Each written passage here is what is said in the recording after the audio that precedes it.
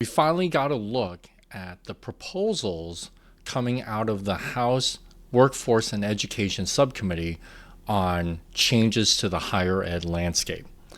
And I'm going to cover a few here today, but there's a lot. And if passed, it can significantly change how families save and pay for college. So I want to just cover a couple of basic items. I've done videos on this before, but now we actually see what the actual proposal is, and it has advanced on party lines. But among the proposals, I think a couple of major ones. One is it does allow for higher direct borrowing limits by the student with an aggregate total of $50,000. Now, that's not $50,000 per year, that's $50,000 total, but it's higher than what students themselves can borrow today. But it also sets limits for graduate school as well as professional school. The new limit for graduate school will be $100,000.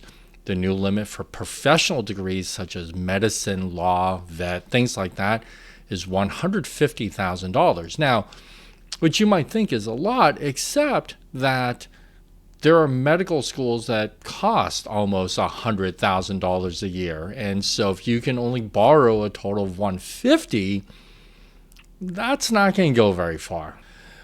One other thing, this is more for undergraduate level, is the change in the formula in calculating how much aid eligibility would potentially be. Instead of using the actual cost of school or the cost of the program, it would use a national median cost. So what that means is if, let's say, the college your kid wants to go to is $90,000 a year, but the median cost is only $40,000 a year, then you might be eligible for a lot less or potentially not even eligible for federal financial aid.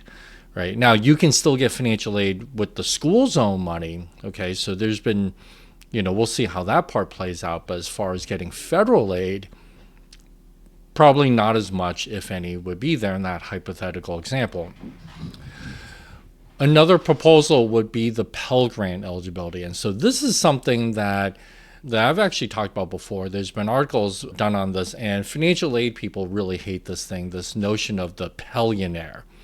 So under the current formula, eligibility for Pell Grant is based on adjusted gross income of the family and family size, and whether the parents are married or unmarried. But basically, it's based on income.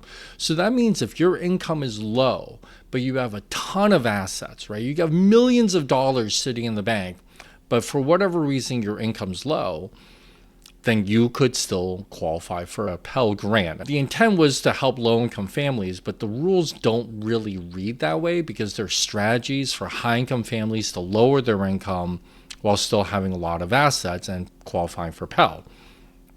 The new rule would be that if your SAI, or Student Aid Index, which is a combination of income and assets, if that SAI is more than twice the Pell Grant amount, so that's about 14,000, was it 14,900? 14,900.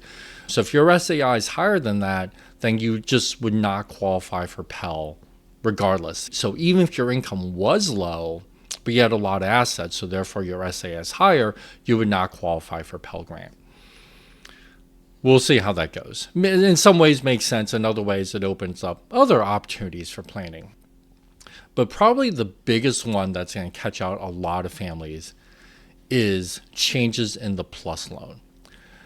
Right now, parents can basically borrow as much as they need to help their kids pay for college, to send their kid to college, right? There's essentially no limit on how much parent PLUS loans parents can take out for the student's undergraduate degree.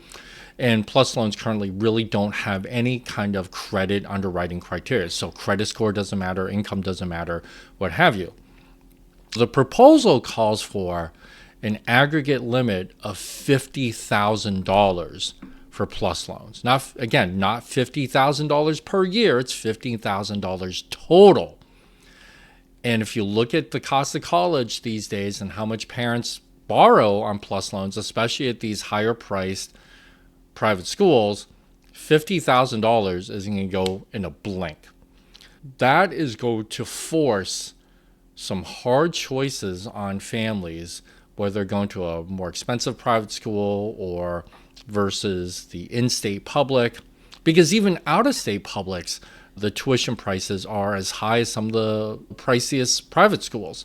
So you don't really save a lot of money necessarily by going out of state. So really the cost savings would be in-state. But it will also force families, if you really think about sending your kid, or your kid really wants to go to some of these more expensive schools, whether public or private, but you can't borrow on a PLUS loan, that's going to significantly impact the family's ability to save and pay for college. Because after all, people will say, well, I'll just get a private loan. And you can do that, right? There are private lenders. You can do that today. Except here's the problem. PLUS loans don't really have any credit underwriting, but private loans do, which means your credit score matters and your debt to income now matters. So if you're, let's say, a high income family, but you already carry a lot of debt because you have a big mortgage, maybe a couple car loans and credit card debt, or perhaps even your own student loans. Well, if you have all of that stuff already, you might not be able to borrow anymore using a private loan because you're incomed out, right? Like banks will say, all your disposable income or up to the limit is already going to other loans. So we're not going to give you another loan when all your other money is going to these other loans and your mortgage and stuff like that. Or it's going to force families to have to really think about saving for college a lot earlier.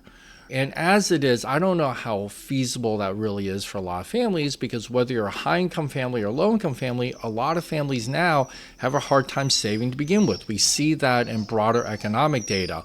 And with inflation and everything else, it's hard to find the extra money to set aside money for college savings while you're also trying to save for retirement and whatever else you might be doing, plus paying whatever debt that you may already have. So if passed, these proposals are going to significantly change the higher education landscape. Some may be for the better, some may be for the worse. We'll see. Things like this always lead to unintended consequences, so we'll see what happens. But this is something families have to really think about, and the proposal calls for these things to start, I think, like next year, like starting as of July 1, 2026. So there's not a lot of time to prepare. As always, hope this helped. Stay safe, stay healthy, and I'll see you next time.